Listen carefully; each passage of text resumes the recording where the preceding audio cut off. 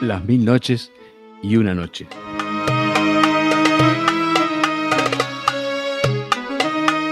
Pero cuando llegó la noche 20, ella dijo: he llegado a saber, rey afortunado, que entonces el visir se levantó, acogiendo con júbilo al hermoso Nureddin y diciéndole: entra, hijo mío, en la cámara de tu esposa y sé dichoso. Mañana te llevaré a ver al sultán y ahora solo me resta implorar a Alá que te conceda todos sus favores, todos sus bienes. Entonces Nureddin besó otra vez la mano del visir, su suegro, y entró en el aposento de la doncella. Y sucedió lo que había de suceder, y esto fue lo referente a Nureddin. En cuanto a Shamseddin, su hermano, he aquí lo que ocurrió. Terminada la expedición que hizo con el sultán de Egipto hacia el lado de las pirámides, regresó inmediatamente a su casa y se inquietó mucho al no encontrar a su hermano Nureddin. Y preguntó por él a sus esclavos, que le respondieron: nuestro amo Nureddin, el mismo día que te fuiste con el sultán, montó en una mula enjaezada con gran lujo, como en los días solemnes, y nos dijo: me voy hacia la parte de Caliubia, estaré fuera unos días, pues noto opresión en el pecho y necesito aire libre, pero que no me siga nadie. Desde entonces no hemos vuelto a tener noticias suyas. Entonces Shamseddin deploró mucho la ausencia de su hermano y fue aumentando su dolor de día en día, hasta que acabó por convertirse en una aflicción inmensa. Y pensaba: seguramente el motivo de que se haya marchado no es otro que aquellas palabras tan duras que le dije la víspera de mi viaje con el sultán. Y esto y no otra cosa lo ha obligado a huir, pero es preciso que repare la falta cometida contra él y que disponga que lo busquen. Y Shamseddin fue inmediatamente a ver al sultán y le refirió lo que ocurría. Y el sultán mandó a escribir mensajes autorizados con su sello y los envió con emisarios a caballo en todas direcciones a todos sus lugartenientes de todas las comarcas. Y les decía en estos pliegos que Nureddin había desaparecido y que precisaba buscarle fuese donde fuese. Pero, transcurrido algún tiempo, todos los correos regresaron sin ninguna noticia, porque ni uno solo había ido a Basra, donde estaba Nureddin. Entonces Shamseddin, lamentándose hasta el límite de las lamentaciones, exclamó: mía es toda la culpa. Todo esto me ocurre por mi poco tacto, mi falta de discreción. Pero como todo tiene su término, Shamseddin acabó por consolarse y un día pidió en matrimonio a la hija de un gran comerciante del Cairo, hizo su contrato con ella se casó. Y sucedió lo que había de suceder. Y se dio la coincidencia de que la misma noche que penetró Shamseddin en la cámara nupcial fue justamente la misma en que Nureddin penetró en el aposento de la hija del visir de Basra. Y todo se verificó además según lo habían combinado los dos hermanos antes de su querella, pues las dos esposas quedaron preñadas la misma noche, parieron el mismo día a la misma hora, y la de Shamseddin, visir de Egipto, parió una niña cuya hermosura no tuvo igual en todo el país, y la de Nureddin, de Basra, dio a luz a un niño tan hermoso que no había otro como él en todo el mundo. Ya lo dijo el poeta: el niño, cuán delicado es, y qué gentil, y qué gracioso. Si viniese la misma belleza a compararse con este niño, bajaría humillada la cabeza. Y si le preguntaseis: belleza, ¿qué te parece? ¿Viste jamás nada semejante? Ella contestaría: como él, verdaderamente ninguno.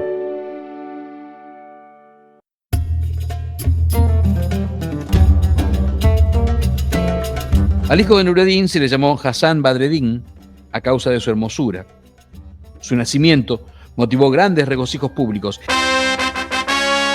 y el séptimo día se dieron fiestas y banquetes dignos de príncipes. Terminados los festejos, el visir de Basra fue con Nureddin a ver al sultán. Entonces Nureddin besó la tierra entre las manos del sultán y, como estaba dotado de una gran elocuencia y era muy versado en las bellezas literarias, le recitó estos versos del poeta: ante él se inclina y se eclipsa el mayor de los bienhechores, pues ha conquistado el corazón de todos los seres elegidos. Canto sus obras, aunque no son obras, sino cosas tan bellas que debería formarse con ellas un collar que adornara el cuello.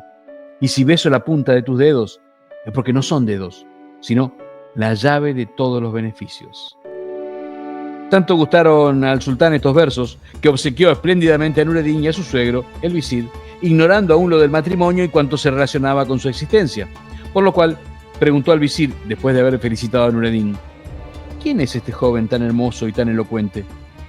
Entonces El visir contó al sultán toda la historia, desde el principio al fin, y le dijo: este joven es sobrino mío. Y el sultán exclamó: ¿y cómo no había yo oído hablar de él? Y el visir dijo: mi soberano y señor, sabe que un hermano mío era visir de Egipto. Al morir dejó 2 hijos, el mayor de los cuales heredó el cargo, y el otro, que es este, ha venido a buscarme, pues prometí y juré a mi hermano que casaría a mi hija con uno de mis sobrinos. Así es que apenas llegó, lo casé con mi hija. Este sobrino mío es joven, como ves, y yo ya soy demasiado viejo y estoy sordo y no puedo atender a los negocios del reino. Por eso vengo a pedir a mi soberano el sultán que se digne nombrar a mi sobrino, que es también mi yerno, para el cargo de visir.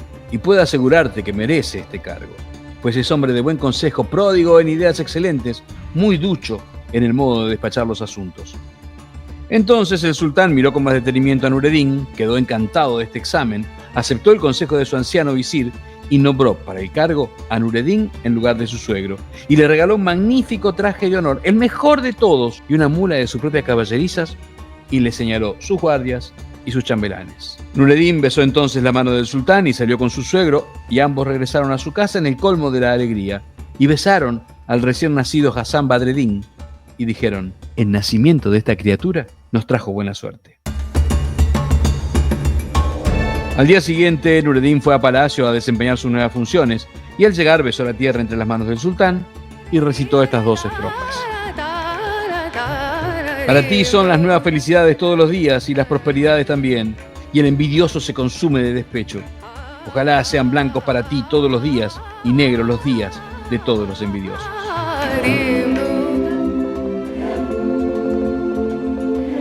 Entonces, el sultán le permitió que se sentara en el diván del visirato, y Nureddin se sentó en el diván del visirato.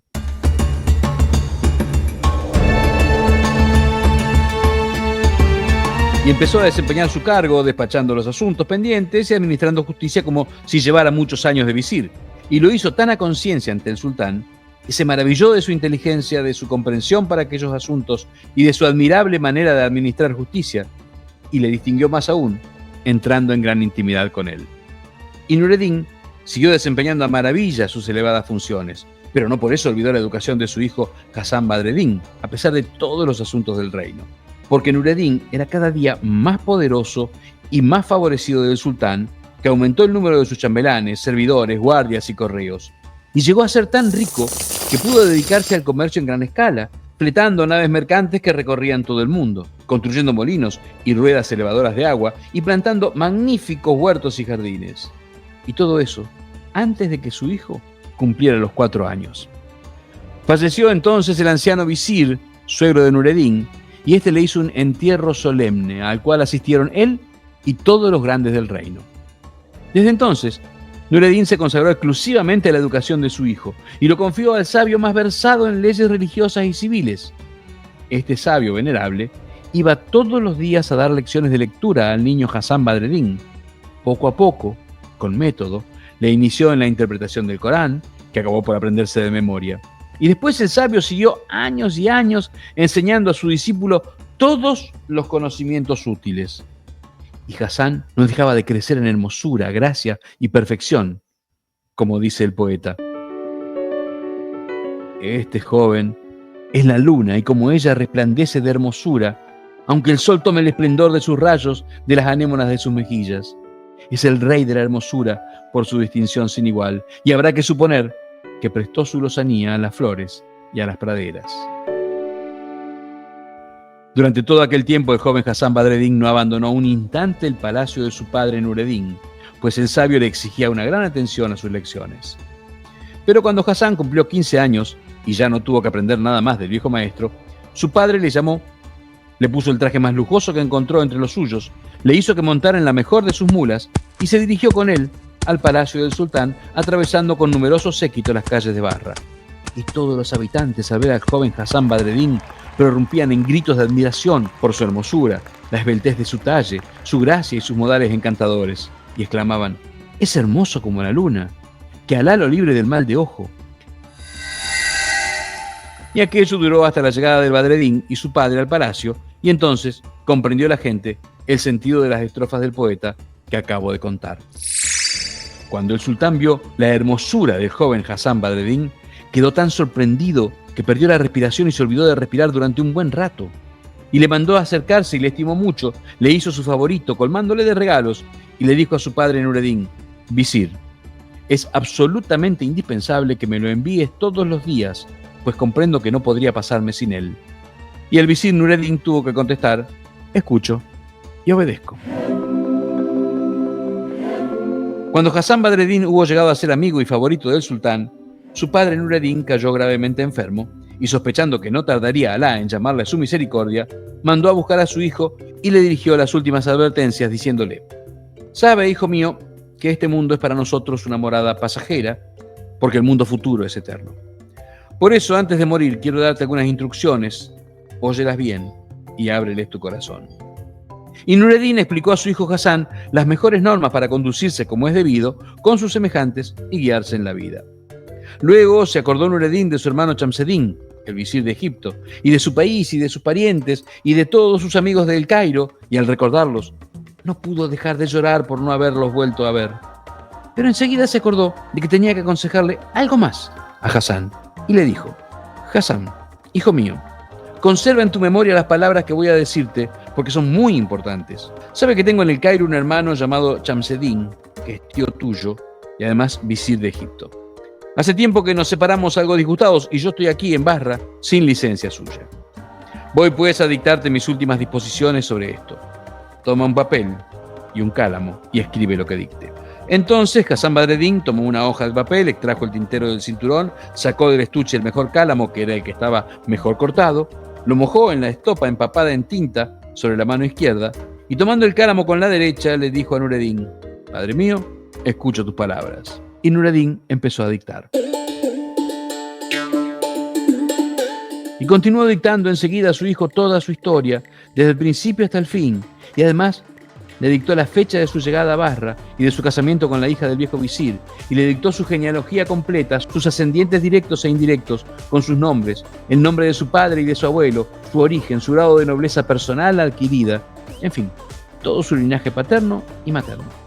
Después le dijo: «Conserva cuidadosamente ese pliego de papel, y si por mandato del destino te ocurriese alguna desgracia en tu vida, regresa al país de origen de tu padre, en donde nací yo, o sea, el Cairo, la ciudad próspera, pregunta ahí por tu tío el visir, que vive en nuestra casa, y salúdale de mi parte, deseándole la paz.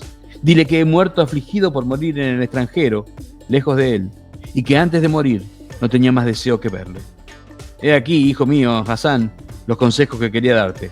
Te conjuro a que no los olvides». Entonces Hasan Badreddin dobló cuidadosamente el papel, después de echarle arenilla, secarlo y sellarlo con el sello de su padre, el visir, y luego lo colocó en el forro de su turbante y lo cosió ahí, habiéndolo envuelto en un pedazo de hule para preservarlo de la humedad. Hecho esto, no pensó más que en llorar, besando la mano de su padre Nureddin y afligiéndose al comprender que se quedaba solo, siendo tan joven, privado de la compañía de su padre. Y Nureddin no dejó de dar consejos a su hijo Hasan Badreddin hasta que entregó el alma. Entonces Hasan Badreddin sintió un pesar grandísimo, así como el sultán y todos los emires, y los grandes y los humildes, y enterraron a Nureddin según su rango. Hasan Badreddin hizo durar 2 meses las ceremonias de luto, y durante todo este tiempo no salió un instante de su casa, y hasta olvidó la visita a palacio para saludar al sultán según costumbre. Y el sultán no comprendió que era la aflicción lo que retenía al hermoso Hasan Badreddin lejos de él, sino que pensó que Hasan lo abandonaba y lo menospreciaba. Y entonces se indignó mucho, y en vez de nombrar a Hasan, sucesor de su padre, el visir Nureddin, nombró a otro para este cargo, haciendo privado suyo a un joven chambelán. No contento con esto, hizo más el sultán en contra de Hasan Badreddin. Mandó sellar y confiscar todos sus bienes, todas sus casas, todas sus propiedades, y después dispuso que prendiesen a Hasan Badreddin y se lo llevasen encadenado. Enseguida, el nuevo visir, en compañía de varios chambelanes, se dirigió a casa del joven Hasan, que no podía sospechar la desgracia que lo amenazaba. Pero afortunadamente había entre los esclavos de su palacio un joven mameluk que quería mucho a Hasan Badreddin. En cuanto supo lo que pasaba, echó a correr y llegó a casa del joven Hasan, al cual halló muy triste, con la cabeza baja y el corazón dolorido, sin dejar de pensar en la muerte de su padre. Y el esclavo le enteró entonces de lo que ocurría. Y Hasan le preguntó: «Pero, ¿No tendré tiempo para tomar algo con qué subsistir durante mi huida al extranjero? Y el mameluc le dijo: el tiempo urge, no pienses más que en salvar tu persona. Al oírle, el joven Hasán, vestido tal como estaba y sin llevar nada consigo, salió apresuradamente después de echarse la orla de su túnica por encima de la cabeza para que no lo conociesen, y siguió caminando hasta que se vio fuera de la ciudad. Al saber los intentantes de Basra que se había intentado prender a Hasán Badreddin, hijo del difunto visir Nureddin, y la confiscación de sus bienes y su probable sentencia de muerte, se afligieron en extremo y exclamaron: ¡qué lástima de hermosura y de joven tan agradable! Y Hasán, al recorrer las calles sin que le conociesen, oía estos lamentos y exclamaciones. Pero aún se apresuró más y siguió andando hasta que la suerte y el destino hicieron que precisamente pasase por el cementerio donde estaba la tumba de su padre. Entonces entró en el cementerio y caminando por entre las tumbas llegó a la tumba de su padre. Y se quitó la ropa que le cubría la cabeza, entró bajo la cúpula de la tumba y resolvió pasar allí la noche. Pero mientras permanecía sentado y sumido en sus pensamientos, vio que se le acercaba un judío de Basra, mercader conocidísimo en la ciudad. Este mercader judío regresaba de un pueblo cercano, encaminándose a Basra, y al pasar cerca de la tumba de Nureddin, miró hacia el interior y vio al joven Hasán Badreddin, a quien conoció enseguida. Entonces entró, se acercó a él respetuosamente y le dijo: mi señor, qué mal semblante tienes, qué demejorado estás siendo tan hermoso. ¿Te ha ocurrido alguna nueva desgracia además del fallecimiento de su padre, el visir Nureddin, a quien respeté y que tanto me quería y estimaba? Pero Hasán Badreddin no quiso revelarle el verdadero motivo de su trastorno y le contestó: esta tarde, mientras estaba durmiendo, se me presentó mi difunto padre y me ha reconvenido porque no visitaba su tumba. De pronto, me desperté lleno de terror y remordimiento, me vine aquí enseguida. Aún estoy bajo aquella impresión tan penosa. Entonces, el judío le dijo: mi señor, hace tiempo que pensaba ir en tu busca para hablarte de un asunto, y ahora me favorece la casualidad, puesto que te encuentro. Sabe pues, mi joven señor, que tu padre, el visir, con quien estaba yo en relaciones mercantiles, había fletado naves que ahora vuelven cargadas de mercancías. Estas naves vienen consignadas a él. Si quisieras cederme su carga, te ofrecería 1000 dinares por cada una y te pagaría el contado. Y el judío sacó de su bolsillo un monedero lleno de oro, contó 1000 dinares y se los ofreció enseguida a Hasán, que no dejó de aceptar este ofrecimiento, ordenado por Alá para sacarlo del apuro en que se hallaba. Y el judío señaló: ahora, mi señor, ponme el recibo provisto de tu sello. Y Hasán Badreddin tomó el papel que le alargaba el judío, así como el cálamo, mojó este en el tintero de cobre y escribió en el papel: declaro que quien ha escrito este papel es Hasán Badreddin, hijo del difunto visir Nureddin, y que ha vendido al judío N, hijo de N, mercador de Basra, el cargamento de la primera nave que llegue a la ciudad de Basra y forme parte de las pertenecientes a mi padre Nureddin. Vendo esto por 1000 dinares y nada más. Luego puso su sello en la parte inferior de la hoja y se la entregó al judío, que lo saludó respetuosamente y se fue. Entonces Hasán rompió a llorar pensando en su padre, en su posición pasada y en su suerte presente. Pero como ya se había hecho de noche, le venció el sueño y se quedó dormido en la tumba. Y así siguió hasta que salió la luna. Y como en aquel momento se le había escurrido la cabeza de encima de la piedra de la tumba, hubo de dar una vuelta completa echándose de espaldas, y la luna iluminó por completo su rostro, que resplandecía en toda su belleza. Aquel cementerio era frecuentado por efrit de la buena especie. Por casualidad, aquella noche, una encantadora efrita volaba por allí tomando el fresco y vio a la luz de la luna al joven Hasán, que estaba durmiendo, y observó su belleza y sus hermosas proporciones, y quedándose maravillada dijo: ¡qué hermoso joven! ¡Cómo me enamoran sus hermosos ojos, que me figuro muy negros y de una blancura! Pero después pensó: mientras se despierta, voy a seguir mi paseo por los aires. Y echó a volar, subió muy arriba buscando el fresco y se encontró en lo más alto con uno de sus compañeros, un efrit, también benévolo. Le saludó muy gentilmente y él le devolvió el saludo con mucha deferencia. Entonces ella le preguntó: ¿de dónde vienes, compañero? Y él le contestó: de El Cairo. Y la efrita volvió a preguntar: ¿les va bien a los buenos creyentes del Cairo? Y el efrit contestó: sí, les va bien. Entonces la efrita le dijo: compañero, ¿quieres venir conmigo para admirar la hermosura de un joven que está durmiendo en el cementerio de Basra? Y el efrit dijo: estoy a tus órdenes. Entonces se tomaron de la mano, descendieron juntos al cementerio y se pararon delante de Hasán, dormido. Y la efrita dijo al efrit, guiñándole el ojo, ¿eh? ¿Tenía yo razón? Y el efrit, asombrado por la maravillosa hermosura de Hassan Badreddin, exclamó, no he visto cosa parecida. Ha sido creado para poner en combustión todas las vulvas. Después reflexionó un momento y dijo, sin embargo, hermana mía, he de decirte que he visto a otra persona que puede compararse con este joven tan hermoso. La efrita exclamó, no es posible. Y dijo el efrit, la he visto. Ha sido bajo el clima de Egipto, en el Cairo. Es la hija del visir Shamseddin. La efrita dijo, pues no la conozco. Y el efrit le replicó, escucha, he aquí la historia de esa joven.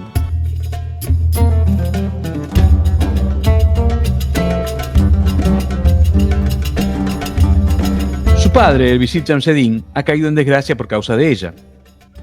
Habiendo oído el sultán de Egipto hablar a sus mujeres de la belleza extraordinaria de la hija del visir, se la pidió en matrimonio a su padre. Pero el visir Shamseddin, que había pensado otra cosa para su hija, se vio en una gran confusión y dijo al sultán, mi señor soberano, ten la bondad de permitirme que me excuse y perdóneme por ello. Ya sabes la historia de mi pobre hermano Nureddin, que era visir conmigo. Ya sabes que desapareció un día sin que hayamos vuelto a saber de él, y el motivo de su marcha no pudo ser más leve. Y contó al sultán detalladamente este motivo. Después añadió, he jurado el día que nació mi hija, que ocurriera lo que ocurriera, no la casaría más que con el hijo de mi hermano Nureddin. Y han transcurrido desde entonces 18 años. Pero afortunadamente he sabido hace pocos días que mi hermano Nureddin se había casado con la hija del visir de Basra y que había tenido un hijo.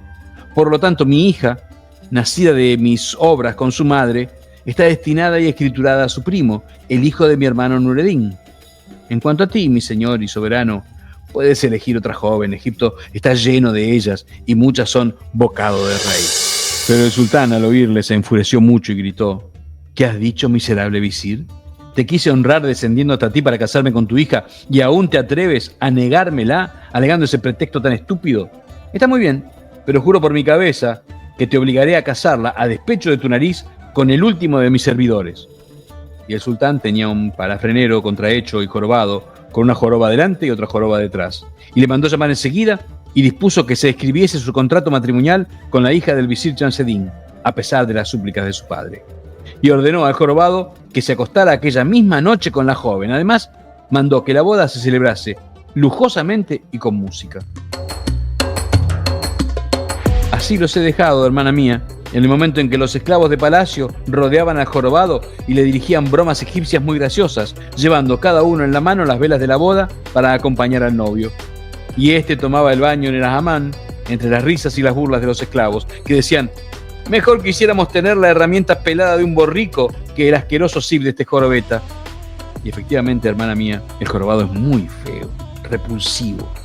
Y el efrit, al recordarle, escupió en el suelo con un gesto de repugnancia. Después dijo, en cuanto a la joven, es la criatura más bella que he visto en mi vida. Puedo asegurarte que es todavía más hermosa que este mancebo. La llaman Set el Hosn, soberana de la belleza, y se merece el nombre. Ha quedado llorando amargamente alejada de su padre, al cual se le ha prohibido asistir a la ceremonia, y está sola en medio de los festejos, entre los músicos, danzarinas y cantadoras.